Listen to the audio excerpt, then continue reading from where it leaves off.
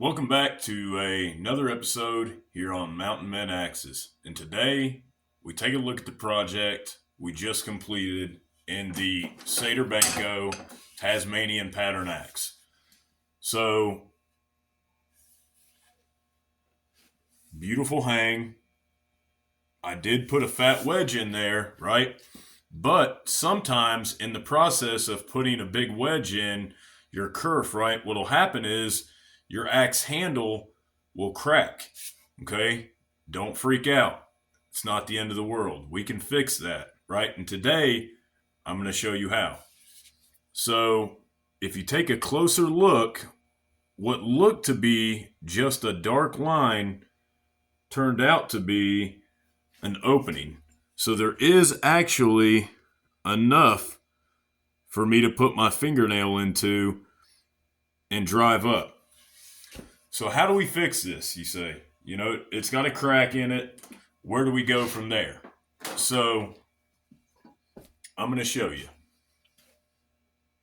a wooden dowel. So with this little wooden dowel, we are going to pin those two pieces that want to separate that now have it's not even a crack, really it's a fissure. It's an opening in the outside of the wood. Has it fully gone through? From what I can tell, no. But, you know, to be safe, we're going to go ahead and put a wooden dowel in there. So we're going to start by finding a drill bit that's of similar size. So we've got a drill bit, no bigger than the dowel. Okay. And we could go a little smaller as well, but we don't want to finish cracking the handle, right? So we don't want to make it worse. What we want to do is make it better.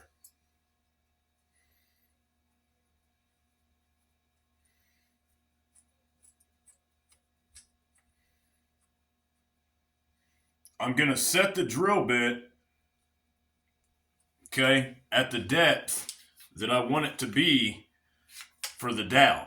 How are you going to do that, right?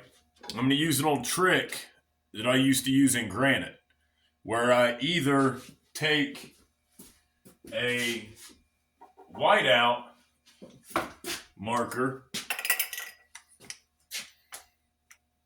okay, take a piece of whiteout, and I'm going to mark the drill bit all the way around. Or there's one other way. I'm sure there's 50 other ways you can do it, but the other way would be to tape it. So you can also tape it, and that will do as good of a job as well. So we're just going to put a little whiteout on it because I'm not going to be going fast speeds. So I know that I'll see it. If it was on a drill, maybe I'd tape it, but for this instance, we are going to use whiteout. Now, next, we found our drill bit, we found our dowel. The next thing we want to do is we want to make sure that we mark a good center point on the axe. So we're going to sight down the head.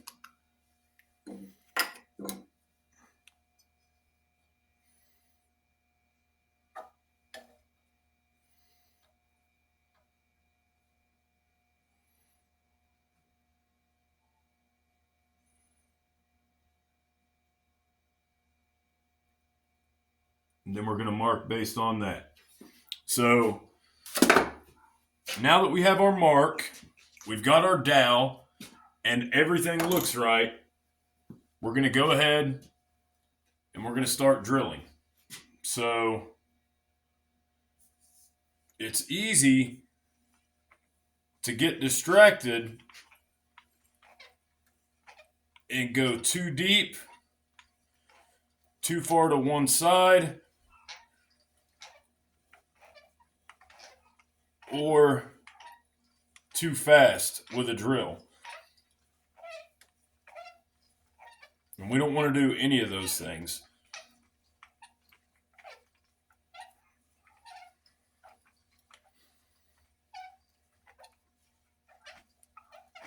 You want to keep the same angle you started at. You want to finish with that angle. You want to keep a constant pressure from the top pulling downward.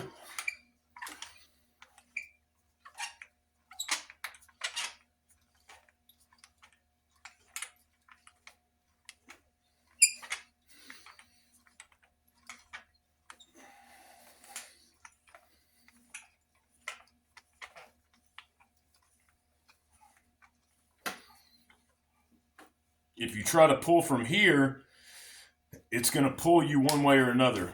You've got to push from this side and use this hand to rotate.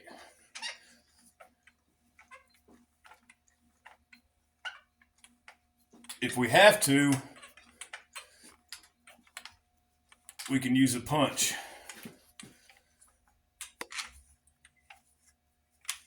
And to come out, you're just going to rotate the opposite direction. So we're good. What we want to make sure of now is that all the wood came out with it.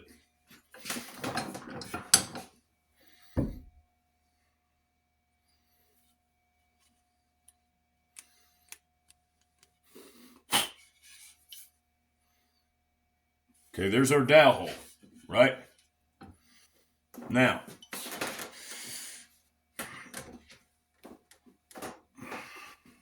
let's see, does it fit? Oh man, it's too tight. But wait a minute, we want that. We want it to be slightly tight. So, but I don't want it to be so tight that it splits the wood any further, right? And that could happen right now in front of our eyes. I don't know. We'll see. This is a cabinet dowel from a 1940. Actually, no, it was a 1920s 1111 mahogany hutch. So this came with that hutch. So I'm ill-advised using it for a different purpose. But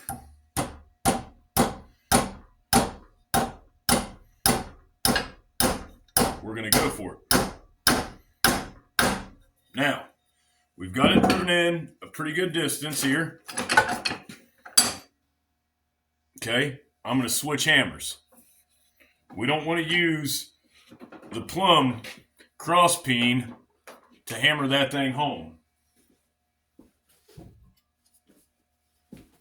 We will use the plumb carpenter's hammer.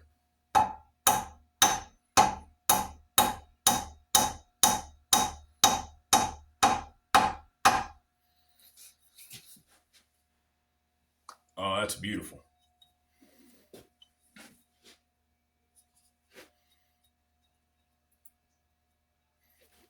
And now, in order to remove any excess from the dowel, we're going to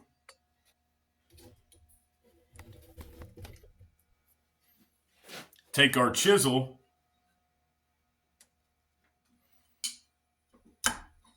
and just chisel away at it.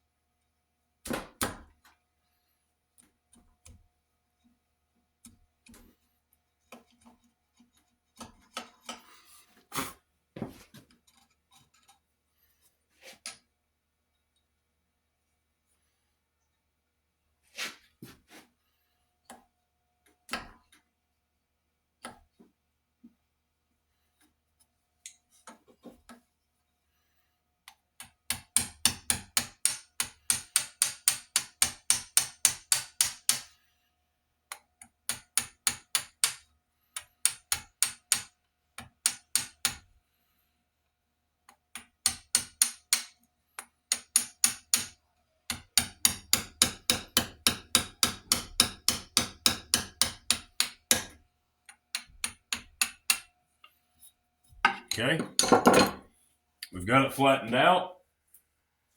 for a final finish, I like to take a little sandpaper,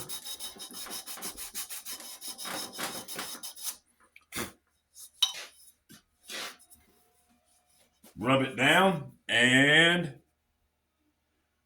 give it a little love from the raw linseed oil community.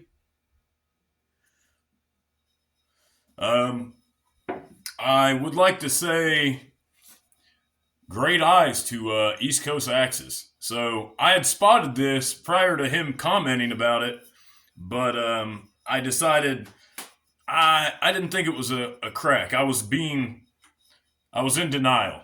I was like, man, I spent so much time on this project. I ordered an axe head that didn't fit, or an axe handle that didn't fit. So initially, I ordered a East Coast Lumberjack Australian racing axe pattern that's just gorgeous. But the shoulder isn't even, it's not wide enough to fit this head on there. I tried. There were some spots that had some stick here and here, but this doesn't get any wider as it goes down. And so that's an issue when talking about a Swedish Tasmanian pattern. So dowel is in place, character is installed, and we're ready to swing this. So we can go out here and have some fun. But we'll hold off on that for now. Now, also, if the dowel's installed correctly, you should almost, first of all, this shouldn't open or close either way, right? So this should remain the same if the dowel's installed correctly. If you don't install the dowel correctly and you don't pre-drill and you don't pre-drill deep enough, the dowel will open this crack up. Now this, like I said, is a fissure on the outside. It's not gone through. We don't have any penetration on this side. We don't have anything on this back area. We don't have anything showing through here. So, I mean, this is the only area that fissure is visible. But a safety dowel is always a good idea. So, went ahead and installed that. It's a bummer. You go through your projects have its highs and lows, but there you go. There's installing a dowel in about 10 minutes. So, with hand tools. Thank you guys for watching. I'll see you guys next time. If you've watched the video, please like and subscribe.